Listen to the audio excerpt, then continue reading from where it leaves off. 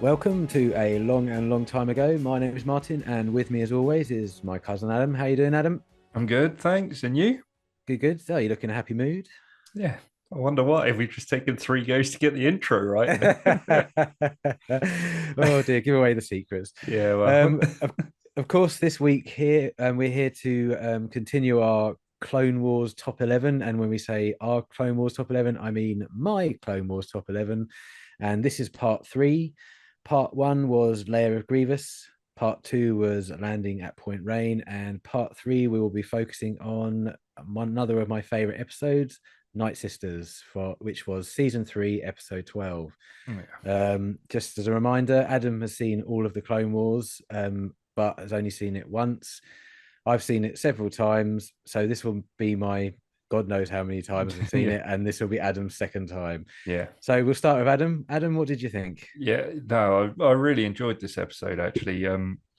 The characters, you get to see Ventress and Dooku mainly in this episode, really. And I love Dooku as a character, despite not having too much affection for the prequels. I really, really like Dooku as a character, and I even in this episode, like he's brilliant, and we'll come to my reasons why I think he's brilliant a little bit later when we get to the sort of meat of the episode. But from memory, how many times Ventress would have appeared before this episode, but even her as a character, like I find her really interesting, and it would be good to know a bit more about her. And I mean, they do probably like I say, my memory is pretty vague of the series as a whole, but I'm sure that they do go into more detail about her throughout.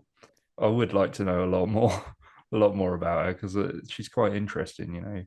Yeah, she's a great character, and unfortunately, we never really got a ending for her. Well, we did. It was in a book based on a Clone Wars Right. episodes that never got completed because Disney cancelled the series. I believe the book was called Dark Disciple. Okay. But yeah, if you want to find out a bit more info about how it ends for her, then oops, spoiler. So it does Um, end. Well, check this out. this is it. Like one of my questions was going to be, are we likely to ever see her in live action? So who would play Possibly, her as well? possibly not. I wouldn't have thought so. I think she was originally a character that they did artwork for. They were looking for an apprentice for Darth Sidious in episode one, and she was an option for a possible apprentice for him. And then they obviously didn't use her; they used Darth Maul. And actually, linked to this episode, they did the same for Mother Talzin because Mother Talzin was, I think the character was called a Sith Witch, which Hmm. they were going to use as Darth Sidious's apprentice in the Phantom Menace. But again, they went with Darth Maul in the end, and then they just repurposed her design for the Clone Wars series and turned her into the Night Sister or the Mother Talzin. Yeah, great Good character, and I characters. agree. Yeah. Yeah, but we better get on with this episode because otherwise we're going to be Oh here yeah, forever. I forget it's Martin talking. Go on in. um, Get your notes okay, over. yeah. Well, you've got plenty more notes, but just interject when you need to. Okay, I'll try. Uh, you'll try if I let you. Okay, there's this episode for me highlights two areas that are relatively unexplored up until the Clone Wars in Star Wars, and we get quite a detailed look and the inner workings of the Sith, which is something it's not really shown that much in the prequels and definitely not in the original trilogy. And then we also get the introduction to the Night Sisters, and obviously they're an ongoing storyline throughout the Clone Wars. Mm. So they're the two things I love about this episode. And I'll start with the Sith. We get a better look in this, and of course, we've always known since episode one that the Sith have the rule of two, or a master and apprentice, no more, no less, as Yoda says. And we kind of understood that the master's always trying to prevent the apprentice from having his own apprentice in order to stop him To from to survive, supplanting. yeah. Yeah, basically. And obviously, in this episode, we see Darth Sidious contact Count Dooku and tell him that he senses that Ventress is becoming too powerful and he wants her eliminated. And Dooku tries to say, "Oh no, she's just an assassin. I don't, we don't use her for anything other than the war." But Sidious sees straight through that, so demands that Count Dooku kills her immediately. And Mm. obviously, you can quite clearly see that Dooku fears Palpatine or Sidious, and he immediately, even though he doesn't want to, He he will. orders her death. Mm. And I find that's great because obviously we've never seen anything like that before. And I thought the fact that Palpatine is using Dooku to kill Ventress to prove his loyalty Mm. was a very, very big reflection of what Palpatine does to Vader when he tells Vader to kill Luke. Yeah. Because Yeah. obviously they're both playing games in Yeah. both situations. I Oh, I mean, really want you to kill them, but really I want them to be my new apprentice. yeah. So Well, I thought, it's the same with Anakin and Dooku. yes, yes, Kind yeah, of you're right. No, to a yep, certain when they're extent. Yeah. fighting and Palpatine manipulates the situation and Yeah. makes Anakin kill Dooku. Yeah, absolutely. Yeah. That's God, he's very so similar. manipulative, isn't he? Oh, he's terrible, terrible man. Um, and another thing we kind of learned about the Sith is their teachings, and I thought it was fascinating how even though Ventress had been betrayed by Dooku because of the way of the Sith and the way she's been taught, instead of surviving, getting away, and going into hiding and trying to just sort of forget what happened, she seeks revenge. And Mm. obviously, revenge is a Sith trait, as we all know. And that kind of proves what Yoda says in The Empire Strikes Back to Luke when he says, "Once you start down the dark path, forever will it dominate your destiny. Consume you it will." It's subtle, I know, and you'd have to be quite a big fan to kind of make that link, but it's what Yoda says is completely true because she's learned from the Sith, and once she's learned from the dark side, it has dominated her destiny and it's consumed her because she wants revenge for what Dooku's done to her. So, wow, I mean, deep, I know, but I picked that stuff up Well, and it I is, thought it was yeah, yeah. fantastic. Well, even I picked up like certain elements of that, the whole anger side of things leading to the dark side, as it always does. Yeah, So I think that was with Ventress, wasn't it? that's right. Because she Yeah, was Jedi, right? she Originally, was a Jedi trained as a originally. Jedi. She was trained as a Jedi. Mm. I mean, again, another thing from the Sith: overconfidence is your weakness, and again, her overconfidence that she could Mm. beat Dooku. Dooku. I mean, she was a little bit. We need to be careful because he's so powerful. But at the end, she thought she had him, and Yeah, obviously he wasn't playing with them, but he still had enough power to defeat the three yeah, of them, even though he'd been drugged. yeah. So I thought And that was I really interesting. actually I wrote that down because I really really enjoyed that bit. The fact that he was able to still find a way to defeat them and the way he did it, like using the Force lightning. It's Yeah, it's just so fantastic. cool. Yeah, It was really, really cool. yeah. Quite well Um, animated as well for its time. You know, yes, oh, absolutely. I mean, we're it's starting to not overly old, but no. I think there's a tale of two lightsaber fights in this episode. There's the first lightsaber fight with Obi-Wan and Anakin at the beginning, and it was a little bit robotic. It was good, it mm, was fine, I loved it, mm, but it was a bit robotic. But then I think the difference with the fight with Dooku at the end, they were using the camera again, like they were perhaps in Landing at Point Rain, where it was handheld, and the angles that they were showing as the lightsabers were clashing, it was kind of like the cameras were following the lightsabers mm, rather than the characters, and it felt really organic on the screen, and I think that really improved the way the fight looked on screen. And yeah. again, one of the best fights in the Clone Wars on lightsaber fights I've seen. So I thought that was great. The next thing, obviously, is the Nightsisters. So I'll have to fire through these because I've got quite a lot of notes on the Nightsisters. This is our first glimpse of the Nightsisters in canon. They were first mentioned in a expanded universe novel called The Courtship of Princess Leia, which takes place just after Return of the Jedi. Okay. Obviously, it's not canon, that novel, but they were mentioned in that. Mm, As I briefly mentioned before, Mother Talzin's look is taken from concept artwork for the Phantom Menace. She was meant to be a Sith witch. mm, They use the Force just like the Jedi and the Sith, the Night Sisters. But I read this one. I didn't know this, but I read this that the Night Sisters use the Force differently than the Sith. they saw themselves as being able to tap into the power without being consumed by it, like the Sith. So I thought that was quite interesting. So they think they can control the Force without the negativity. Without being pulled to the dark side, essentially. Well, yeah, I kind of read it as they control the dark side a bit more, perhaps, that they can do it without falling into the trappings of the Sith, if you like. So I thought that was quite interesting. But I did read that after the episode, and I thought, oh, actually, that's really interesting. And it's the first time I think we've ever seen characters in canon use the Force that weren't Jedi and Sith, because if you think of the Force or the Jedi or the Sith as a religion, it makes sense that there would be more than two types, because obviously in the real world we have more than two religions in this world, don't we? So I thought that's really interesting, and I hope that's something that perhaps they explore again in the future with other series and other characters. So that was great.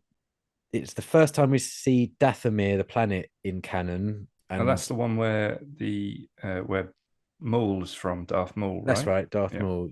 And where the Nightsisters reside, I suppose. That's right, the sisters and the brothers. So you're right, Darth Maul, and then his brother Savage Opress, that's it. I don't know how I remember these things. Yeah. You're doing better than me tonight. And so obviously he comes from there as well, so they're obviously quite a Force strong people. And the last thing I just want to say on the Nightsisters is, obviously this is part of an arc for the Nightsisters and Dooku and a Savage Opress, and then obviously eventually Maul comes into it. But it's quite interesting that they, obviously what we've just said before, that they think that they can control the Force and not fall into the trappings of the Sith, but she's actually seeking revenge. So again, once you start down the dark path, forever it dominate your destiny. So I think, again, whether that's something that I've just put two and two together and come up with five, or that's something the writers have put in to actually be a thing, I don't know. But again, I thought that was absolutely brilliant. And as I mentioned at the beginning of the video, there was a book that finished off this whole arc, right? Where I don't know if you remember, Darth Maul gets captured by Palpatine at the end of season 5, and then you don't see him again until he turns up in Rebels. Actually, sorry, you see him in season 7 of the Clone Wars, but obviously that was after Rebels. But so we never knew how Maul escaped from Palpatine. Where there was a comic book series which was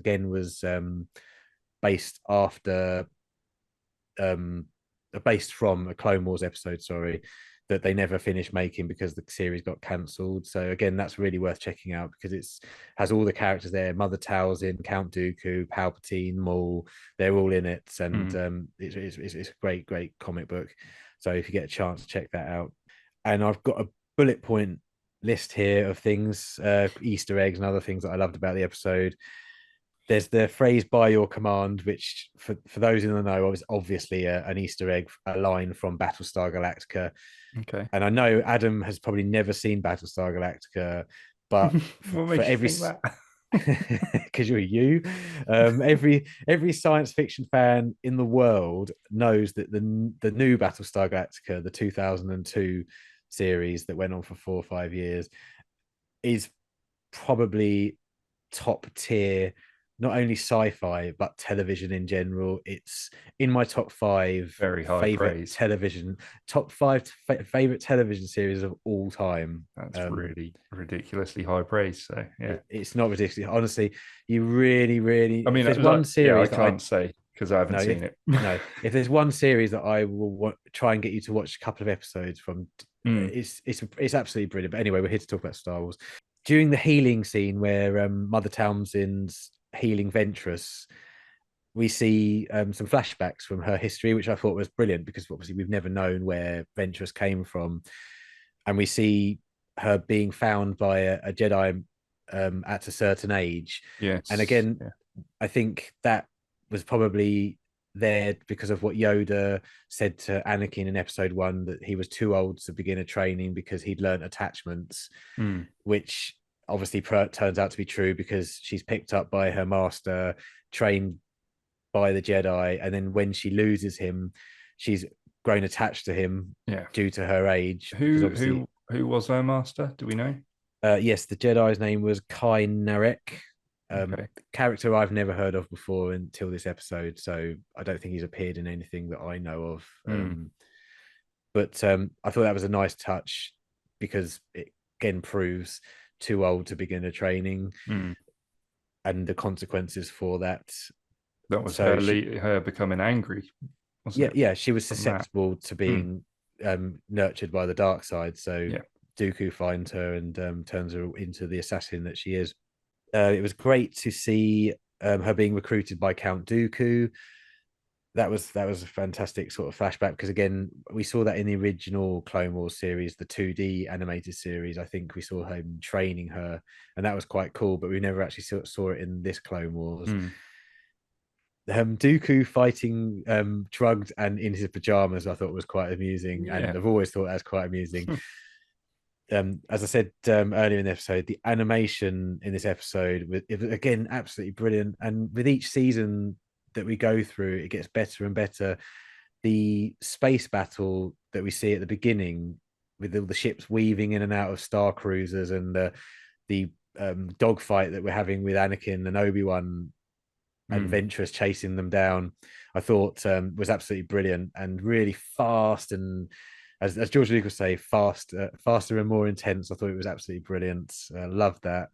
Another good example in the episode of Obi-Wan and Anakin's relationship as not only master and apprentice but brothers and friends. The banter as they're both flying away from Ventress being shot at, and their banter while they're fighting her on the shuttle bay was absolutely great. And I know I've mentioned it already, but the lightsaber fight with the two Nightsisters and Ventress against Dooku, I thought was absolutely stunning. The idea of making them invisible to Dooku was brilliant. The idea to give them Jedi's lightsabers to make him think that it was the Jedi who were trying to assassinate him was absolutely brilliant. So clever, yeah. Very clever. And as I say, the camera work was absolutely fantastic in that part of the story. Yeah, overall, I thought the story was fantastic. The detail was excellent. A theme for this series of podcasts that we're doing on the Clone Wars is it just gives you more and more information and more depth to every character and situation in the prequels. Yeah. And for any of those who haven't seen this episode, I can't recommend it enough, but obviously it's part of a long arc. So perhaps in the notes for the episode, I'll put all the episodes to watch if you want to complete the arc, because it's definitely worth watching, and I loved it to bits. Yeah. So my only question to you is, what makes this one your favorite of the complete arc? Well, I'll say there's 3 episodes in this arc. There's more than 3 in the overall arc, but this arc, it's this episode. The second episode is them trying to recruit Dooku visiting Mother Townsend, that she invites him at the end of the episode and of this episode. And then in the next episode, Dooku comes to Dathomir and he they put the brothers of Dathomir in a contest to be who would become Dooku's apprentice. And that's a great episode. It's a fantastic episode, but it's not action packed. It's more of a trial type episode to pick the best brother. I do remember that one. Yeah. And then the third episode is absolutely great. That's the episode where Dooku's taken possession of Savage Press and he's starting to train him, and he sends him on a couple of missions, one to take out some Jedi and clones, and he absolutely brutally murders them. And he also has to kidnap the Prime Minister of Toydaria, I think it is, but he ends up killing him because he's just a brutish force. And Dooku punishes him really badly, but then obviously Ventress turns up, and then there's a all against all, 3 against 3 type battle between Ventress, Savage Press, and Dooku, and that is absolutely phenomenal. Don't get me wrong, I love that episode so much, but I think because of the depth in this episode, because of the machinations of the Sith, the introduction of the Nightsisters, and the little bits of Obi-Wan, Anakin, and everything I basically listed, backstory, I suppose. Ventress backstory as well. I think this one probably pips it in the arc, and it's probably the reason that it's in my top 11. Brilliant. Well, that is all we've got time for this week. If you liked this episode, please like and subscribe. We'll catch you in the next one. See you later. Cool. Bye.